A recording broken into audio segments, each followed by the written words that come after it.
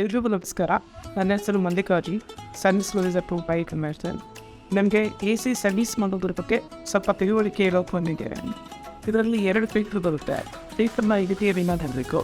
ಇದಾದಮೇಲೆ ಇದು ಮತ್ತು ಎಷ್ಟು ಬ್ಲಾಕ್ ಆಗಿರುತ್ತೆ ಇದನ್ನು ನಾವು ಜೆಟ್ಗಳಿಂದ ವಾಶ್ ಮಾಡಬೇಕು.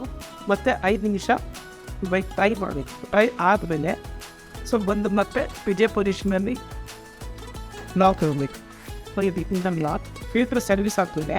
ಕಾಯಿನ್ನ ಒಂದ್ಸರಿ ಚೆಕ್ ಮಾಡಬೇಕು.